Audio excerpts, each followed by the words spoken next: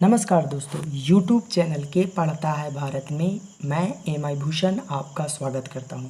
दोस्तों, आप किसी भी एग्ज़ाम की तैयारी कर रहे हैं, चाहे वो आरआरबी, एनटीपीसी, एसएससी, सीजीएल, किसी भी एग्ज़ाम की तैयारी कर रहे हैं, अगर वहां से सामान्य ज्ञान पूछा जाता है तो मेरे पूरे वीडियो को एक बार ध्यानपूर्वक देखिए। चलिए स्टार्ट करते हैं क्वेश्चन आंसर का सिलसिला एक छोटे से शुभ विचार के साथ। आप कुछ भी करें कोई मायने नहीं रखता, आप कुछ भी करें कोई मायने नहीं रखता, लेकिन आप उसे किस मन से कर रहे हैं ये बहुत बड़ी मायने रखता है। ठीक है, तो चलिए स्टार्ट करते हैं।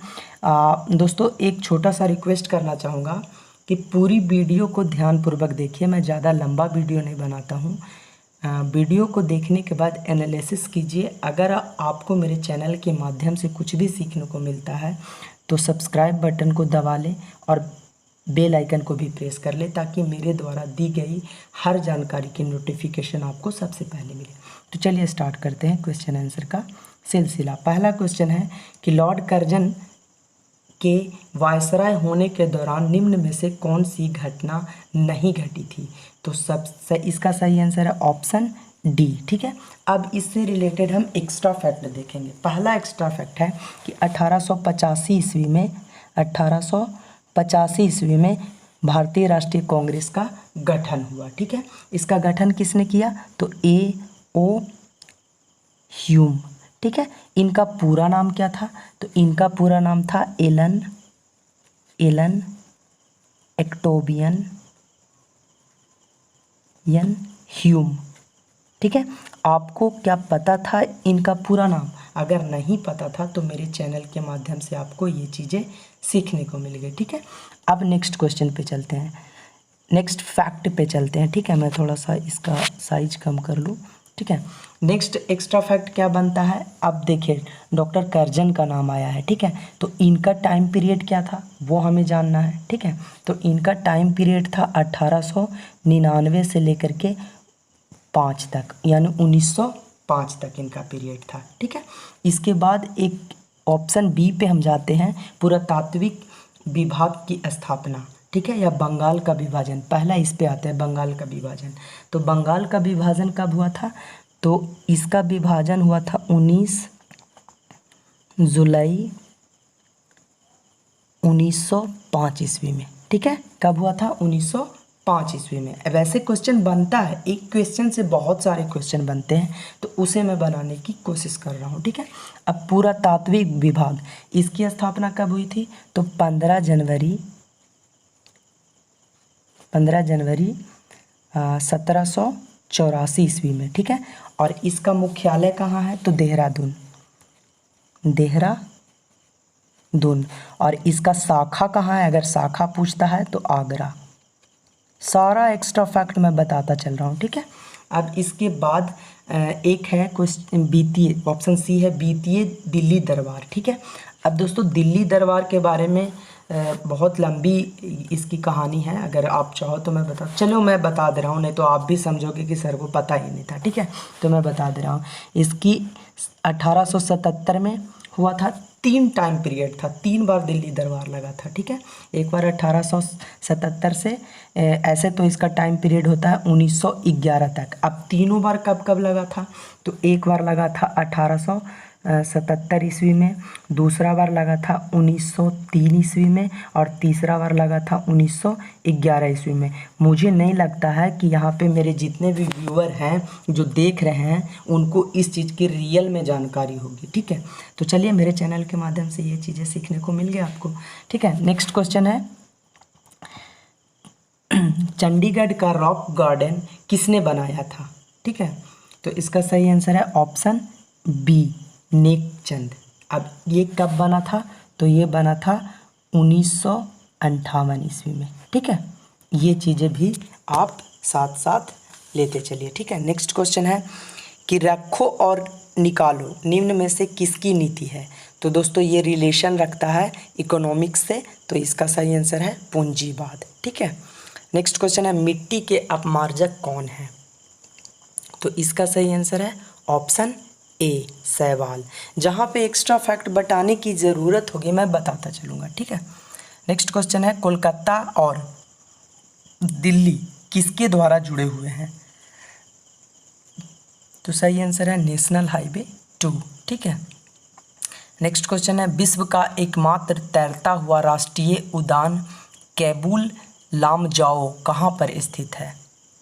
तो इसका सही आंसर है ऑप्शन डी, वीवीआईपी लगा लीजिए, आईएमपी लगा लीजिए, क्योंकि ये अक्सर एग्ज़ाम में पूछ लिया जाता है। और दोस्तों ये मैं इसके बारे में एक्स्ट्रा फैक्ट बता दूं कि ये बिष्णुपुर ज़िला में है। कहाँ पे है? बिष्णुपुर ज़िला। ठीक है, बिष्णुपुर ज़िला में है। ठीक है, ये मणिपुर के ज़िला है एक बिष्णुपुर, जो कि ये 40 स्क्वायर फुट किलोमीटर में बना हुआ है। ठीक है, तो इतनी चीज़ें आप याद रखिए। नेक्स्ट क्वेश्चन है कि भारत में वर्षा वन पाए जाते हैं कहाँ पे?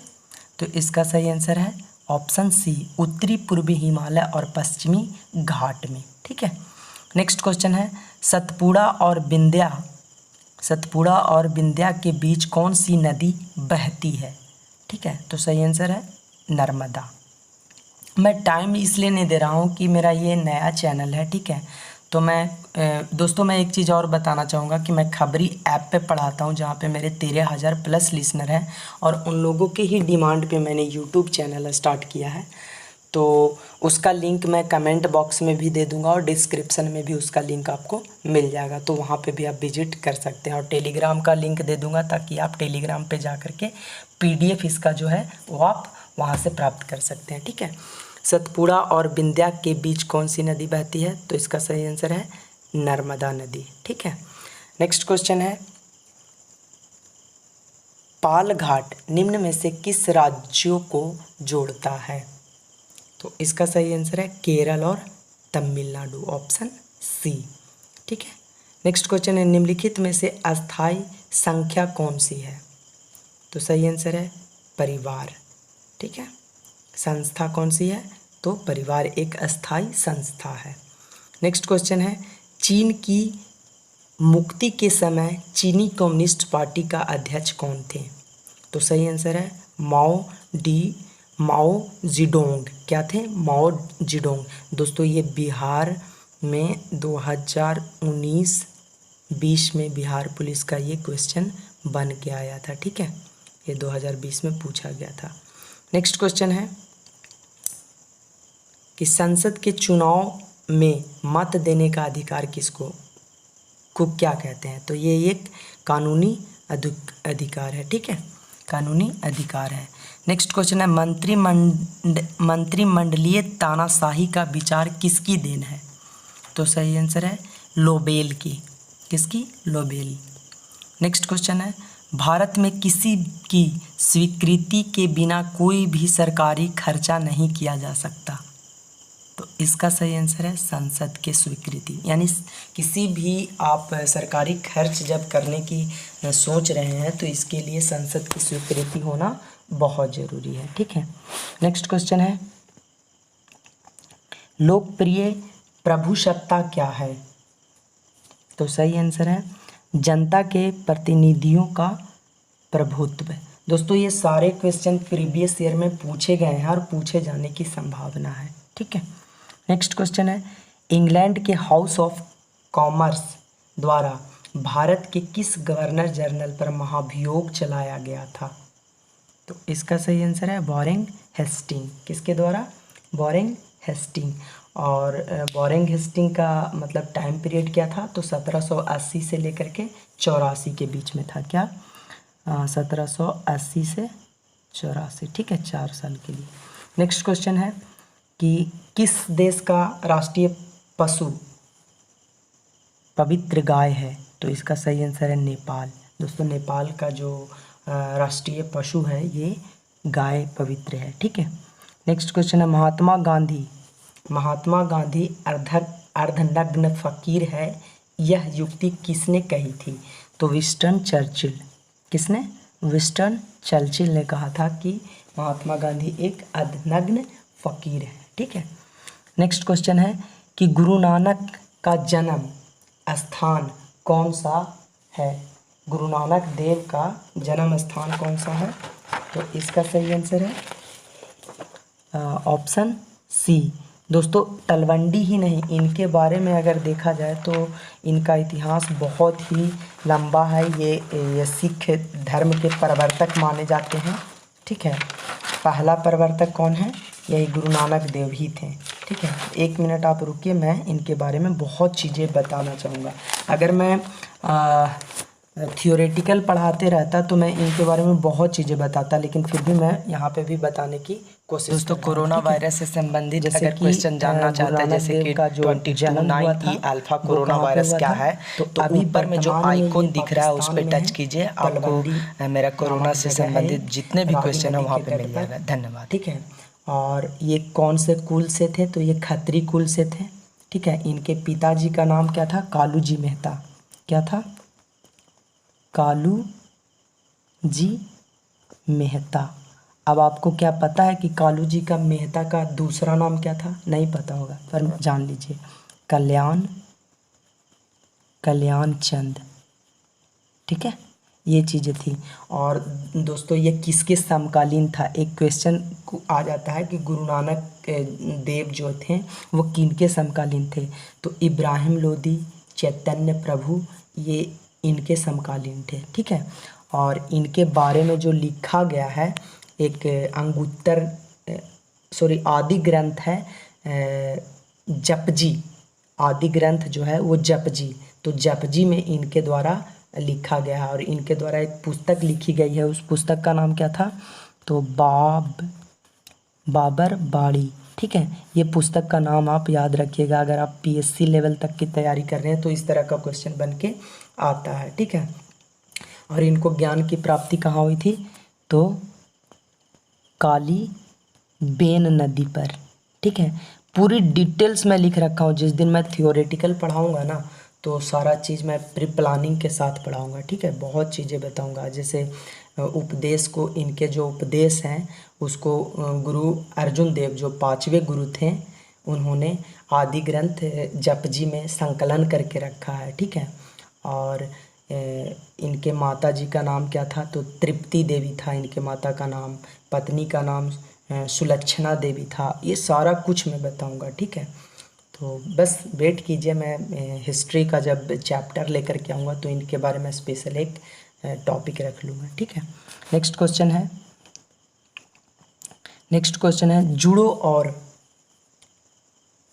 जूडो में सर्वोच्च उपाधि क्या है? चलिए मैं ये क्वेश्चन आपके लिए छोड़ रहा हूँ। ठीक है, 20 नंबर क्वेश्चन है जो आपके लिए है कि जूडो में सर्वोच्च उपाधि क्या है? आपके पास 4 ऑप्शन है, 12 डैम, 10 डैन, पीली बेल्ट या काली बेल्ट। ठीक है, जूडो समझ रहे हैं, जूडो कराटे जूडो तो आप समझ सकते हैं ब्लैक बेल्ट भी होता है, काली बेल्ट भी होता है, पीली बेल्ट भी होता है। ठीक है, तो आपको बताना है कि उपाधि क्या है।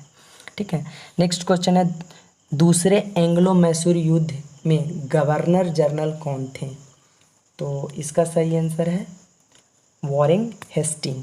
कौन थे? Warren Hasting. 1 मिनट ब्रश ले लूँ। Warren Hastings. और इनका टाइम पीरियड क्या बताया मैंने अभी थोड़ी देर पहले? 1780 से लेकर के 84 तक का टाइम पीरियड था। ठीक है, नेक्स्ट क्वेश्चन है कि स्वराज्य मेरा जन्मसिद्ध अधिकार है और मैं इसे पाकर ही रहूँगा, यह किसका नारा था?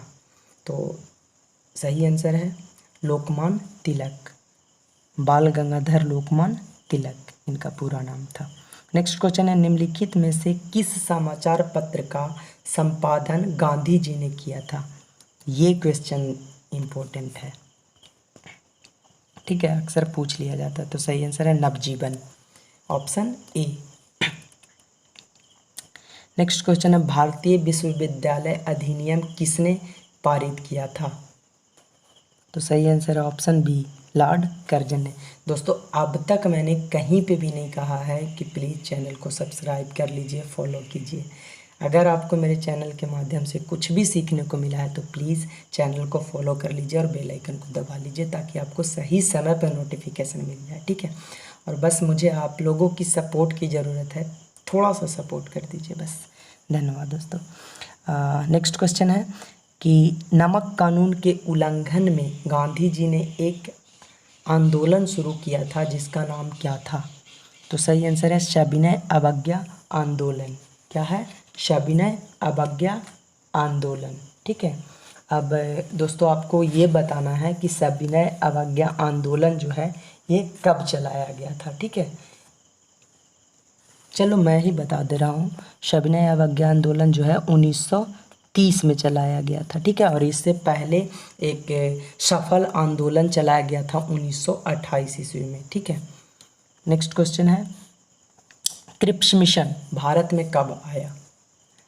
तो इसका सही आंसर है ऑप्शन सी 1942 ईस्वी में। नेक्स्ट क्वेश्चन है कि पंचशील के सिद्धांत का प्रस्तावक कौन था? पंचशील, तो सही आंसर है पंडित जवाहरलाल नेहरू। नेक्स्ट क्वेश्चन है, तिब्बत में शांगपो कहलाने वाली नदी को कौन सी नदी है? मतलब वो कौन सी ऐसी नदी है जो तिब्बत में शांगपो के नाम से जाना जाता है? तो ब्रह्मपुत्र। ठीक है, भारत में वो आसाम से होते हुए जब भारत की ओर प्रवेश करता है तो वो ब्रह्मपुत्र के नाम से जाना जाता है, लेकिन वो तिब्बत में शांगपो के नाम से जाना जाता है। ठीक है, नेक्स्ट क्वेश्चन है, भिलाई इस्पात संयंत्र किसकी मदद से स्थापित की गई थी? तो सही आंसर है रसिया यानी रूस की। और दोस्तों ये कब स्थापित कब हुआ था? तो 1955 ईस्वी में। ठीक है, और भारत का एकमात्र सबसे पुराना इस्पात यंत्र है जहाँ पे रेलवे की कलपुर्जाएँ वहाँ पे बनती है। और भिलाई कहाँ पे है? तो ये छत्तीसगढ़ में है, छत्तीसगढ़। ठीक है, छत्तीसगढ़ में है, और छत्तीसगढ़ का एक जगह है भिलाई, और इसी के नाम पर इस इस्पात यंत्र का भी नाम रखा गया है। नेक्स्ट क्वेश्चन नहीं है। तो दोस्तों प्लीज़ चैनल को सब्सक्राइब कीजिए, फॉलो कीजिए। मैं और भी अच्छे अच्छे टेस्ट सीरीज़ लेकर के आता रहूँगा, और थ्योरी भी मैं पढ़ाऊँगा। थ्योरी में पढ़ाऊँगा तो अपने जो नोट्स पड़े हुए हैं जो बीपीएससी लेवल के हैं उस नोट्स से पढ़ाऊँगा। ठीक है, तो धन्यवाद।